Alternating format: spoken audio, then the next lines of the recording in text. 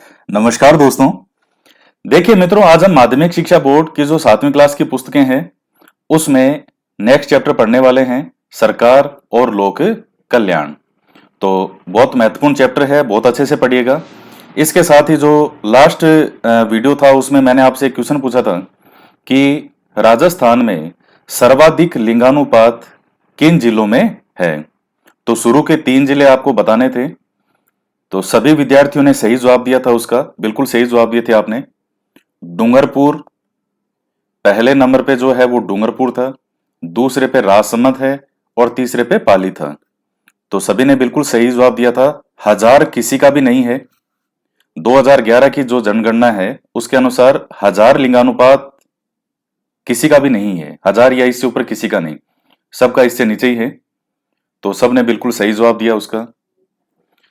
और नेक्स्ट जो आज का क्वेश्चन है वो आपको ये जवाब देना है कि भरतपुर संभाग, क्वेश्चन अच्छे से सुनिएगा, कि भरतपुर संभाग में 2011 की जनगणना के अनुसार राजस्थान के भरतपुर संभाग में जनसंख्या घनत्व को अवरोही क्रम में लिखें। यानी अवरोही क्रम में आपको जिलों का नाम लिखना है। क्वेश्चन फिर से सुनिएगा।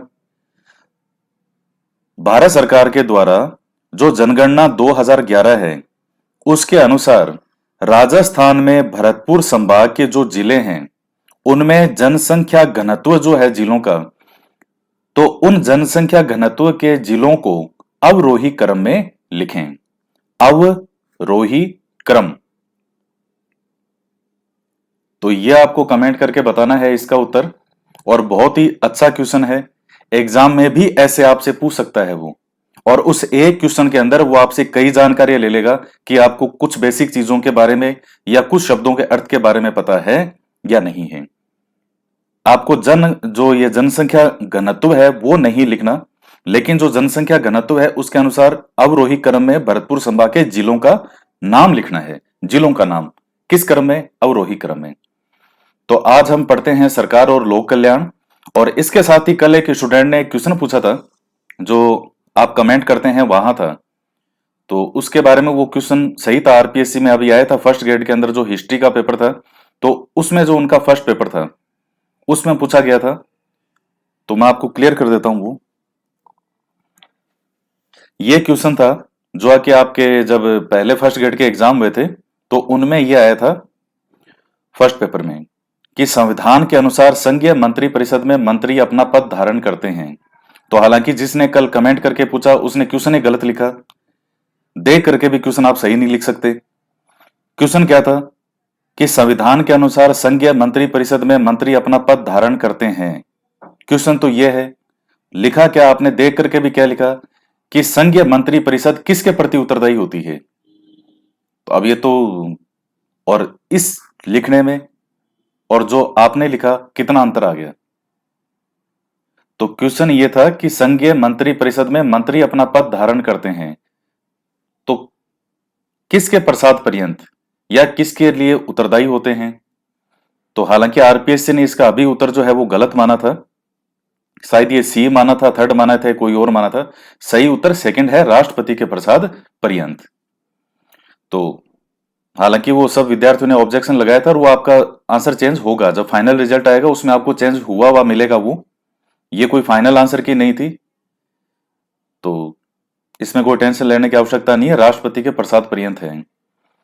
अच्छा, एक चीज मैं आपके और क्लियर कर दूं, क्योंकि ये चीजें है ही ऐसी कि कई बार मुझे लगता है कि विद्यार्थियों के कंसेप्ट बिल्कुल भी क्लियर नहीं होते, वो सिर्फ रट्टे लगाने की कोशिश करते हैं। और ये सब इसी चीज का परिणाम है कि आप आरबीएससी किताबों को फालतू समझते हैं। उनको लगता है कि अब जिसने एक ने स्पष्टीकरण भी दे रखा था उसका कि संघीय मंत्री परिषद व्यक्तिगत रूप से राष्ट्रपति के प्रति उत्तरदायी होती है, ये उसने लिख रखा था। संघीय मंत्री परिषद व्यक्तिगत रूप से राष्ट्रपति के उत्तरदायी होती है। अब इस लाइन में कितना फॉल्ट है ये देखिए आप। जब मंत्री परिषद क्या अपने आप में इंडिविजुअल चीज है? मंत्री परिषद अपने आप में खुद एक समूह है। मंत्री परिषद खुद अपने आप में एक समूह है, तो मंत्री परिषद के साथ व्यक्तिगत टर्म तो आ ही नहीं सकता। आप ये वर्ड यूज अगर आरपीएससी ने भी कभी किया होगा तो गलत ही यूज किया होगा कि उसने मंत्री परिषद के साथ में व्यक्तिगत टर्म आप कैसे यूज कर सकते हैं कि मंत्री परिषद व्यक्तिगत रूप से किसके प्रति उत्तरदायी होती है? व्यक्तिगत कैसे हो गया और फिर सामूहिक कैसे हो गया? तो भाई मंत्री परिषद खुद अपने आप में एक समूह है तो वो तो सामूहिक होगा। और आरपीएससी ने कितनी शालीनता से यानी बिल्कुल सही तरीके से क्वेश्चन पूछा कि संघीय मंत्री परिषद में मंत्री किसके प्रति उत्तरदायी है? तो ये इंडिविजुअल हुआ ना, ये है व्यक्तिगत। मंत्री व्यक्तिगत है, मंत्री परिषद व्यक्तिगत नहीं है। कितना छोटा छोटा डिफरेंस होता है अक्षरों के लिखने में, समझने में, और इसीलिए एग्जाम में क्वेश्चन गलत होते हैं। और ये सब किस चीज के रिजल्ट हैं? आरबीएससी किताबों को नहीं पढ़ना, डायरेक्ट कोचिंग करना, 2-3 महीने में कोचिंग पूरी करके और अपने आप को राजा समझने लग गए। ठीक है साहब, आप राजा बन गए और दे लो पेपर। ये इन किताबों की इंपॉर्टेंस है कि जब इन किताबों को आप पढ़ते हैं तब जाकर के ये कंसेप्ट आपके क्लियर होते हैं कि आखिर इन चीजों में क्या डिफरेंस क्या है। तो ये चीज सबके समझाने के लिए थी, हालांकि जो उनसे मुझे लगा कि ये चीज सबको समझानी चाहिए, ये सबके काम का है। तो संघीय मंत्री परिषद जो है ये किसके प्रति उत्तरदायी होती है? आप इसके साथ सामूहिक नहीं भी लिखेंगे तो भी यह है कि मंत्री परिषद किसके प्रति उत्तरदायी होती है, तो आपका आ जाएगा लोकसभा। लोकसभा, क्योंकि मंत्री परिषद अपने आप में एक समूह ही है, तो सामूहिक रूप से किसके प्रति उत्तरदायी है? लोकसभा के लिए। और मंत्री परिषद में मंत्री यह व्यक्तिगत हो गया, यह मंत्री किसके लिए उत्तरदायी होता है? तो फिर उसका सही उत्तर है राष्ट्रपति। यह चीज ध्यान में रखना। पॉलिटी इतना प्यारा सब्जेक्ट है, दुनिया का कंसेप्ट ही कंसेप्ट है इसमें। तो अब हम आगे पढ़ते हैं सरकार और लोक कल्याण। बहुत लंबे समय तक यह माना जाता रहा कि बाहरी आक्रमणों से देश की रक्षा करना, राष्ट्र के अंदर कानून और व्यवस्था बनाए रखना तथा नागरिकों के विवादों का समाधान करना एक देश की सरकार के प्रमुखतः यही कार्य होते हैं। इन कार्यों को करने के लिए सरकार के पास सेना, पुलिस और न्यायिक व्यवस्था होती है। समय गुजरने के साथ साथ यह समझा जाने लगा कि सरकार जन कल्याण के कार्य भी करे, अर्थात ऐसे कार्यक्रम और योजनाएं चलाए जिनसे सभी नागरिकों का जीवन सुखी हो और उनमें समानता स्थापित हो। ऐसी योजनाओं तक सभी की पहुंच होनी चाहिए, लोगों को भय, भूख और भेदभाव से मुक्ति मिले। भारतीय संस्कृति में प्रजा के शिक्षण, रक्षण और भरण पोषण का कर्तव्य सरकार का माना गया है। तो अब ये देखिए, पहले क्या करते थे आप जानते हैं, राजा महाराजाओं का समय था, या फिर पहले ये सोचते थे कि सरकार का एक ही काम है बाह्य आक्रमणों से देश की रक्षा और कानून व्यवस्था बनाए रखना और विवादों का समाधान। लेकिन उसके साथ जो लोक कल्याण है वो समय के साथ समझा जाने लगा कि लोक कल्याण भी बहुत महत्वपूर्ण होता है। तो प्रजा की केवल कानून और व्यवस्था बनाए रखना ही नहीं है प्रजा के लिए, बल्कि प्रजा का कल्याण के लिए भी कार्य करे। ये बेरोजगारी, भेदभाव और ये स्वास्थ्य, सेवा, शिक्षा, जनता का कल्याण हो। इस प्रकार लोक कल्याणकारी राज्य की अवधारणा के परिणाम स्वरूप राज्य के कार्यों में बड़ी मात्रा में ऐसे कार्य जुड़ गए जिनका संबंध नागरिकों के जीवन को सुखी बनाने के साधन उपलब्ध करवाने से है। लोक कल्याणकारी सरकार अपने नागरिकों के लिए विभिन्न प्रकार के कल्याणकारी कार्यों की व्यवस्था करती है। तो करती है सरकार, इतनी योजनाएं चलती हैं। और भारत के अंदर एक बहुत बड़ा पैसा किस चीज में चला जाता है? लोक कल्याण में। लोक कल्याण लोकतांत्रिक सरकार द्वारा ही संभव है। आजकल की अधिकांश सरकारें लोकतांत्रिक और जन कल्याणकारी सरकारें होती है। सरकार का प्रत्येक स्तर लोक कल्याणकारी कार्यक्रमों का संचालन करता है। न्यूनतम जीवन स्तर की गारंटी, शिक्षा, आजीविका कमाने के लिए रोजगार, सामाजिक सुरक्षा और कल्याण, ये बातें एक लोक कल्याणकारी सरकार के कर्तव्य समझी जाती है। एक अच्छे शासन में समाज के विभिन्न समूह और उनके विचारों को उचित सम्मान दिया जाता है। सार्वजनिक नीतियां तय करने में सबकी आवश्यकताओं का ध्यान रखा जाता है। तो बेसिक सी चीजें हैं, जैसे न्यूनतम जीवन स्तर की गारंटी, ये शिक्षा, आजीविका कमाने के लिए रोजगार, सामाजिक सुरक्षा, कल्याण। भारत एक लोक कल्याणकारी राज्य है। स्वतंत्रता के पश्चात भारत के संविधान ने भारत को एक लोकतांत्रिक और लोक कल्याणकारी राज्य घोषित किया है। संविधान ने सरकार को यह जिम्मेदारी दी है कि ऐसे कार्यक्रम और योजनाएं संचालित करेगी जिनसे आर्थिक, सामाजिक और राजनीतिक न्याय स्थापित हो। यह आप जो संविधान की प्रस्तावना है प्रियम्बल, उसमें यह है आर्थिक, सामाजिक और राजनीतिक न्याय। और संविधान की जो प्रस्तावना है उसमें आता भी है कि हम भारत के लोग भारत को एक संपूर्ण प्रभुत्व संपन्न समाजवादी, पंथ निरपेक्ष और लोक कल्याणकारी राज्य बनाने के लिए और लोक कल्याणकारी राज्य बनाने के लिए, तो ये टर्म तो हमारी संविधान की प्रस्तावना के अंदर रखा गया है। और प्रस्तावना क्या है कि जब कुछ भी आपको समझ में नहीं आए सरकार को, तो वो एक बार प्रस्तावना को देख ले कि प्रस्तावना में क्या कहा है और इसके अकॉर्डिंग काम करे, उसी के अकॉर्डिंग कानून बनाए, उसी के अकॉर्डिंग योजनाएं बनाए। तो लोक कल्याणकारी वर्ड तो हमारी संविधान की जो प्रस्तावना है उसी में है, या आर्थिक, सामाजिक, राजनीतिक न्याय, यह हमारी प्रस्तावना में है। भारतीय संविधान के भाग 4 में वर्णित राज्य के नीति निर्देशक तत्वों में सरकार की इन जिम्मेदारियों का वर्णन किया गया है जिनसे लोक कल्याण हो। यह मैंने पहले भी आपको बताया कि जो नीति निर्देशक तत्व हैं संविधान के भाग 4 में, वो राज्यों के लिए एक गाइडलाइन है, निर्देशक है वो, कि उनको वो बताए साहब आपको क्या क्या करना है। सरकार से यह आशा रखी गई है कि वह इन जिम्मेदारियों को निभाएगी। आजादी के बाद से ही भारत सरकार और राज्यों की सरकारों ने अनेक ऐसे कानून बनाए और कार्यक्रम संचालित किए जिनका उद्देश्य लोक कल्याण रहा है। भोजन, आवास, स्वास्थ्य सुविधाएं, शिक्षा व रोजगार से संबंधित ऐसी अनेक योजनाएं चलाई जा रही है। अब हम प्रमुखतः हमारे राजस्थान राज्य के संदर्भ में वर्तमान समय में संचालित इस प्रकार के प्रमुख कार्यक्रमों और कुछ कानूनों की जानकारी प्राप्त करेंगे। तो कौन कौन से हैं वो देख लेते हैं। तो लोक कल्याणकारी कार्यक्रम क्या है?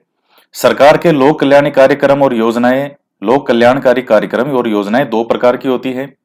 पहली वे जो सभी नागरिकों के लिए, और दूसरी वो जो किसी वर्ग विशेष के उत्थान के लिए होती है। जैसे निर्धन रेखा से नीचे यानी जो बीपीएल हैं, उनको जीवन जीने वाले वर्गों के लिए योजनाएं। अभी जैसे लॉकडाउन हुआ था तो राजस्थान सरकार ने जैसे जो बीपीएल में, इनमें कई वर्गों में आते हैं, इनको पैसे दिए थे। लोग बैंक में गए और सीधे पैसे निकाल के ले आए। तो वो सबके लिए तो नहीं था कि हर कोई जाके निकलाए, नहीं। राजस्थान सरकार राज्य में दोनों ही प्रकार के कार्यक्रम संचालित कर रही है। इनमें से अनेक कार्यक्रम केंद्र सरकार द्वारा समर्थित हैं। शिक्षा, व्यक्तित्व के विकास के लिए शिक्षा का महत्व सर्वाधिक है। इसी बात को ध्यान में रखते हुए सरकार ने प्राथमिक शिक्षा को एक नागरिक अधिकार का दर्जा दिया है। आप जानते हैं संविधान में भी आप पढ़ते हैं, कई आर्टिकल हैं। मूल कर्तव्य जो है उसमें भी जो पेरेंट्स हैं उनके लिए 11वां मूल कर्तव्य क्या है? आप जो मूल कर्तव्य पढ़ते हैं संविधान के भाग 4 क में, तो 10 मूल कर्तव्य तो थे, उसमें 11वां भी मूल कर्तव्य जोड़ा गया कि जो सभी पेरेंट्स हैं वो अपने बच्चों को प्राथमिक शिक्षा उपलब्ध करवाएं। पेरेंट्स क्या, जो गार्जियन है, अभिभावक। अब उसमें पेरेंट्स भी आ गए, या वो नहीं भी हैं, कोई और भी है, वो भी आ गए। तो ये मूल कर्तव्य दिया गया है कि साहब आपका ये कर्तव्य है, और बच्चों का ये राइट बना दिया गया है कि आपको शिक्षा मिले, ये आपका राइट है। और अभिभावक का ये कर्तव्य है कि वो अपने बच्चों को प्राथमिक शिक्षा दें। इसके लिए निःशुल्क और अनिवार्य बाल शिक्षा का अधिकार अधिनियम बनाया गया है। इसके अंतर्गत 6 से 14 वर्ष की आयु वर्ग के बालकों के लिए निःशुल्क, अनिवार्य और गुणवत्तापूर्वक प्रारंभिक शिक्षा की व्यवस्था का प्रावधान है। एससी, एसटी, ओबीसी, अल्पसंख्यक और विशेष योग्यजन वर्ग के विद्यार्थियों, अनाथ विद्यार्थियों और अन्य प्रतिभावान विद्यार्थियों को छात्रवृत्ति और अन्य सुविधाएं उपलब्ध करवाई जाती हैं। शिक्षा में पिछड़े उपखंडों में कस्तूरबा गांधी बालिका आवासीय विद्यालय और स्वामी विवेकानंद राजकीय मॉडल स्कूल भी संचालित किए जा रहे हैं। राजकीय विद्यालय में कक्षा 9 से 12 में अध्ययनरत बालिकाओं के लिए शारदे बालिका छात्रावास संचालित किए जा रहे हैं। ये चीजें देखिए, जो फर्स्ट ग्रेड के विद्यार्थी हैं उनके एजुकेशनल मैनेजमेंट में ये सब चीज आप पढ़ते हैं। तो सरकार शिक्षा में जो लोग, जैसे मान लीजिए कि वो फीस देने में सक्षम नहीं हो, या स्थिति बहुत खराब हो, या यहां तक कि यह मान लीजिए कि बच्चे सड़क पर भी रहते हैं, तो भी सरकार उनके लिए इस तरह की व्यवस्था करती है, छात्रावास वगैरह बनाती है, उनके पुनर्वास के लिए प्रयास करती है कि उनको शिक्षा मिले। ये देखिएगा, स्वामी विवेकानंद राजकीय मॉडल स्कूल ब्लॉक क्या टोडा राय सिंह टोंक राजस्थान, ये लिख रखा है, ये होगा एक विद्यालय का। राष्ट्रीय माध्यमिक शिक्षा अभियान के अंतर्गत राज्य के सभी शैक्षणिक रूप से पिछड़े ब्लॉकों में स्वामी विवेकानंद राजकीय मॉडल स्कूल चरणबद्ध रूप से स्थापित किए जा रहे हैं। केंद्रीय माध्यमिक शिक्षा बोर्ड से संबंधित इन विद्यालयों में 6 से 12वीं तक की कक्षाएं संचालित होती हैं। कक्षा 9 से 12 तक अंग्रेजी माध्यम से अध्ययन कराया जाता है और कक्षा 6 से 8 में भी अंग्रेजी शिक्षण पर जोर दिया जाता है। तो इनमें जो 6ठी से 12वीं की कक्षाएं लगती है और 9 से 12th इंग्लिश मीडियम और 6 से 10th में भी इंग्लिश मीडियम। गुणवत्तापूर्ण शिक्षा हेतु ये विद्यालय सभी संसाधनों से सुसज्जित है, जैसे सुविकसित खेल मैदान, आईसीटी लैब, सुसज्जित विज्ञान प्रयोगशाला, पुस्तकालय और वाचनालय, अंग्रेजी शिक्षण हेतु लिंगवा लैब, केयान आदि। इन विद्यालयों का संचालन पूर्ण रूप से केंद्रीय विद्यालयों की तर्ज पर किया गया है। राजस्थान को गुणवत्तापूर्ण शिक्षा के क्षेत्र में अग्रणी बनाने में ये विद्यालय मील का पत्थर साबित होंगे। तो जो शैक्षणिक रूप से पिछड़े ब्लॉक हैं, वहां पर स्वामी विवेकानंद राजकीय मॉडल स्कूल जो है चरणबद्ध यानी स्टेप बाय स्टेप ये स्थापित किए जा रहे हैं। तो इसमें जो केंद्रीय माध्यमिक शिक्षा बोर्ड से संबंध है, ये जो सीबीएसई है और सीबीएसई से 6 से 12 तक की कक्षाएं संचालित होगी। तो ये पॉइंट है। और जो आधुनिक सुविधाएं हो सकती है, अब देखिए प्रैक्टिकली मैंने व्यवहार में ये चीजें कई बार देखी है कि ये इस तरह की चीजें होती तो है वहां पे, लेकिन कोई इनका यूज नहीं करता, ये साइड में रखी, इन पे मिट्टी लगी रहती है। तो इन चीजों का पूरा प्रयोग किया जाना चाहिए। कंप्यूटर हो, ये लैब वगैरह, पुस्तकालय, पुस्तकालयों में किताबें होती है, ऑर्डर आता है, सरकार पैसे निकालती है कि साहब इतनी किताबें खरीद, तो कई बार जो पैसा आता है उसी का यूज नहीं होता, आ भी जाता है तो सही तरीके से यूज नहीं होता, और किताबें भी आ जाती है तो उन पे मिट्टी लगी रहती है। तो व्यवहार के अंदर भी अगर पूरी तरीके से ईमानदारी से कार्य किया जाए तो बहुत जबरदस्त तरीके से आमूलचूल परिवर्तन हो सकता है। उसके बाद आता है खाद्य सुरक्षा। लोक कल्याणकारी राज्य के लिए आवश्यक है कि उसके नागरिकों को सम्मान पूर्वक 2 वक्त का भोजन प्राप्त हो। ये 2 जून की रोटी, 2 वक्त की रोटी। राजेश खन्ना की कोई एक फिल्म थी, उसका एक डायलॉग था, मतलब वो पहले ईमानदार व्यक्ति था, फिर वो कोई चोरी वगैरह या इस तरह से करने लग जाता है। तो वो एक बड़ा एक डायलॉग आता है एक जगह, जब वो कहता है कि भगवान किसी को इंसान बनाए तो उसको पेट ना दे, और अगर पेट दे तो उसको 2 वक्त की रोटी का इंतजाम करके उसको धरती पर भेजे। इस पेट के लिए बहुत पापड़ बेलने पड़ते हैं, इस पेट को भरने के लिए। भारत में कितनी बड़ी एक आबादी है जिसे 2 वक्त का खाना आज भी नहीं मिलता, 2 वक्त का खाना नहीं मिलता। तो ये बहुत बड़ा मुद्दा है, हर व्यक्ति को भरपेट भोजन मिले, इसलिए सरकार ये देखिए कई बार ये योजनाएं चलाती हुई है, कभी 5 रुपए में भरपेट भोजन, कभी 8 रुपए में भरपेट भोजन, और ये चीजें चलती रहनी चाहिए, ये कभी बंद नहीं होनी चाहिए, चाहे कोई सी भी सरकार हो। कुछ चीजें हमेशा चलनी चाहिए, उनको बंद नहीं करना चाहिए। 5 रुपए में भरपेट भोजन है, 8 रुपए में भरपेट भोजन है, तो इन्हें चलते रहना चाहिए।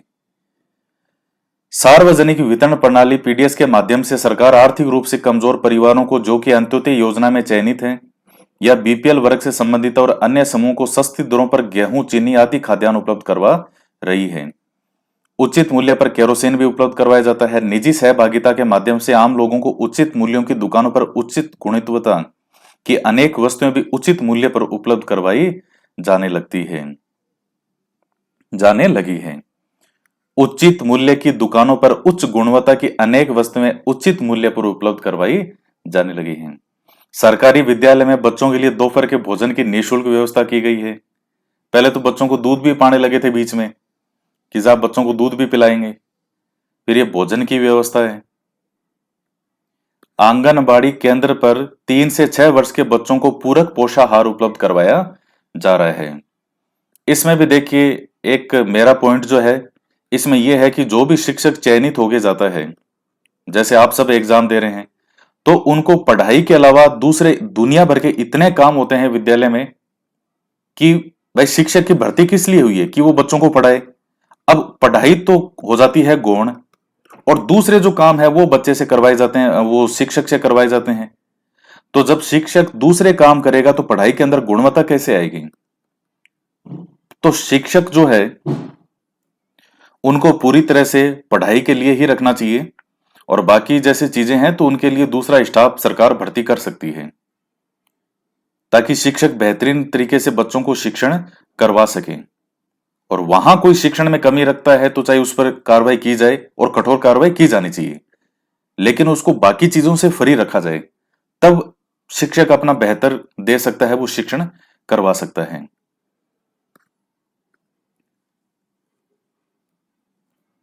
और वैसे ही पिछले 6-7 सालों में जो सरकारी विद्यालय हैं उनमें शिक्षण में बहुत जबरदस्त इंप्रूवमेंट हुआ है, बहुत जबरदस्त रिजल्ट आ रहे हैं। जो भी शिक्षक नए भर्ती हो रहे हैं, विद्यार्थी नए शिक्षक बन रहे हैं, वो बहुत मेहनत कर रहे हैं और बहुत ईमानदारी से पढ़ा रहे हैं। तो ये बहुत अच्छी चीज है और ऐसा ही होना चाहिए। चिकित्सा, यह आवश्यक है कि स्वास्थ्य सेवाएं प्रभावी और सस्ती हो तथा सबकी पहुंच में हो। राजस्थान सरकार द्वारा मुख्यमंत्री निःशुल्क दवा व जांच योजना के अंतर्गत सरकारी अस्पतालों में रोगियों को निःशुल्क दवाइयां उपलब्ध करवाई जा रही हैं तथा अधिकतर चिकित्सा जांचें भी निःशुल्क की जाती है। पशुओं के लिए भी निःशुल्क दवाइयां उपलब्ध करवाई जाती है। देखिए हॉस्पिटल में कई बार इतने महंगी महंगी ये मुख्यमंत्री निःशुल्क दवा और जांच योजना है। आप जानते हैं कि जब ये पहली बार जांच योजना और ये निःशुल्क दवा योजना आई कि जांच भी फ्री होगी, तो डॉक्टर ने जांच लिखना तक बंद कर दिया था, क्योंकि आवश्यकता ही नहीं होती थी। वो पहले लिखते तब थे जब पता था कि प्राइवेट जो है उसके पास जाएगा। अखबार में ये सब जो मैं आंकड़े ये चीजें आपको बताता हूँ न्यूज़पेपर की है, कोई मेरी तरफ से नहीं है, कि कितने बड़े स्तर पे वो उसी लैब का नाम लिखता था, वहां से जाकर के टेस्ट करवा लीजिए। 1000-1500 तो बैठे बैठे जेब से निकलते थे उसके। लेकिन जब पता था कि ये आदमी सही है फिर भी जांचें करवाते थे। और जब से ये चीजें सरकार ने ये निःशुल्क दवा और जांच योजनाएं बनाई, तब से इस तरह लिखने में बहुत जबरदस्त कमी आई। तो ये सरकार की योजनाओं में सबसे बेहतरीन योजना जो है वो ये है कि जिसके पास पैसे नहीं है वो भी इलाज करवा सकता है और निःशुल्क दवा ले सकता है। किसी की जान नहीं जानी चाहिए पैसे के अभाव में। टोल फ्री नंबर 104 पर कोई भी नागरिक स्वास्थ्य समस्या के समाधान हेतु विशेषज्ञ चिकित्सकों से परामर्श प्राप्त कर सकता है। इसी नंबर पर जननी और शिशुओं के लिए निःशुल्क एम्बुलेंस सेवा उपलब्ध करवाई जाती है। तो ये याद रख लेना 104 नंबर। एक अन्य नंबर जो है 108 है, निःशुल्क एम्बुलेंस सेवा। तो जैसे 108 पे फोन करते हैं, कहीं भी मान लीजिए रोड पर आप जा रहे हैं और कहीं आपको कोई एक्सीडेंट हुआ दिखा है, तो उस वक्त अगर आपकी स्थिति ऐसी है कि आप सामने वाले को कहीं नहीं पहुंचा सकते, तो कम से कम 108 नंबर पर कॉल करके और जानकारी दे सकते हैं कि इस फलाना फलाना जगह पे इस जगह पे यहाँ पे एक्सीडेंट हुआ है, जल्दी से जल्दी एम्बुलेंस पहुंचे।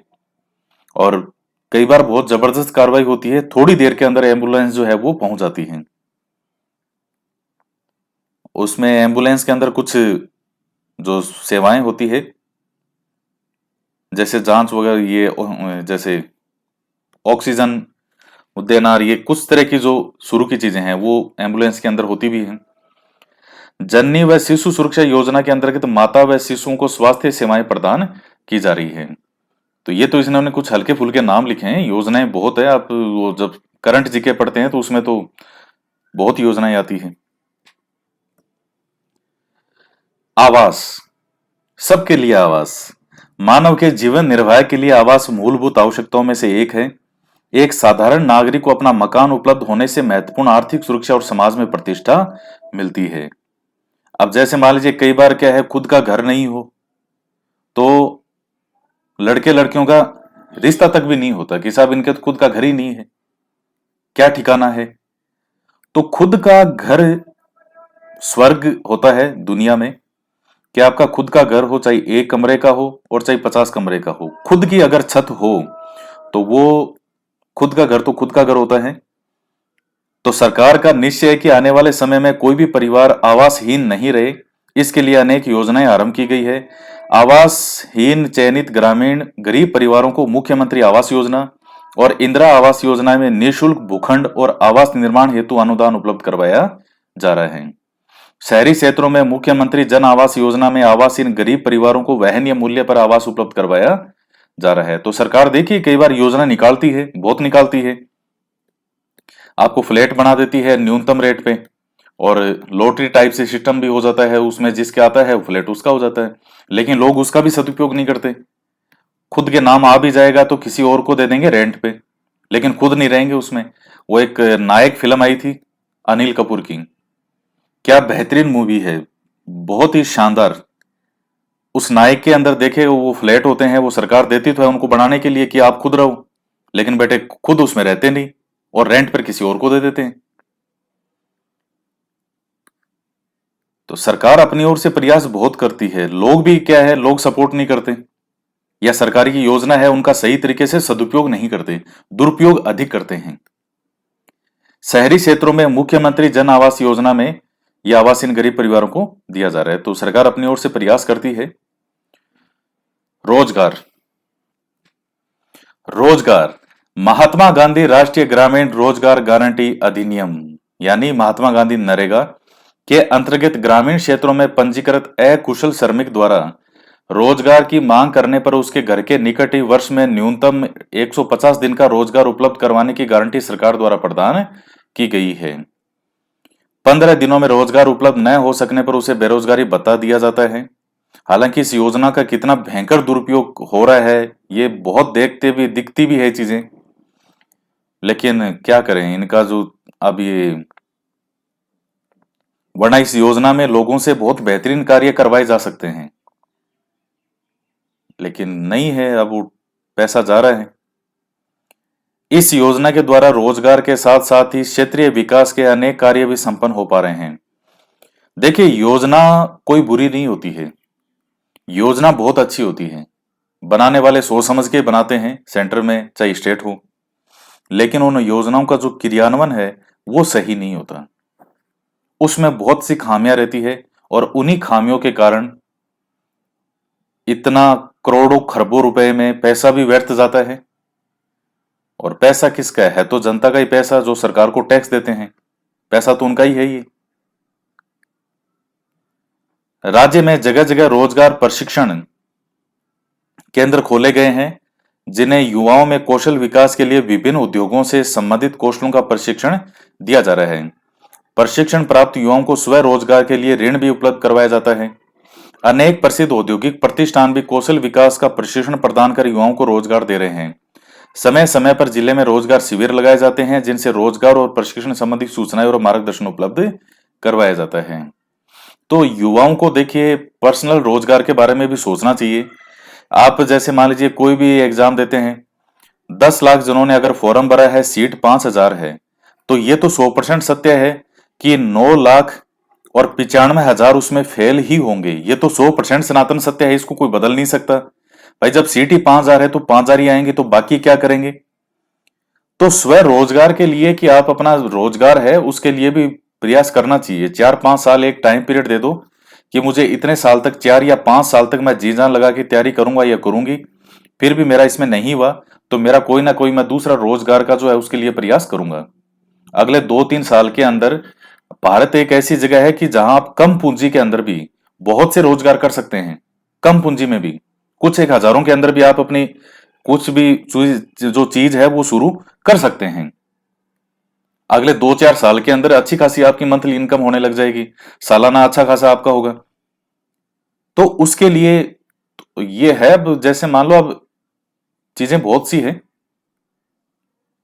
तो विद्यार्थियों को डिमोरलाइज होने के बजाय वो क्या है, बार बार कंपटीशन एग्जाम देता है, सिलेक्शन होता नहीं, तो फिर वो डिमोरलाइज होता है, कई आत्महत्या कर लेते हैं। ये आत्महत्या क्या करनी है, जब भाई उसमें नहीं हो रहा तो छोड़ो उसको, कोई और चीज में प्रयास करो। अब धोनी है, आप महेंद्र सिंह धोनी के पीछे पड़ जाओ, क्या तू मुझे रीट का एग्जाम क्वालिफाई करके दिखा, और अगर वो क्वालिफाई नहीं करे इसका मतलब वो क्या है, क्या वो जीवन में असफल हो गया। मुझे तो शिक्षण जो सिस्टम है इसी पर ही पूरे पे संदेह है, संदेह नहीं 100% विश्वास है।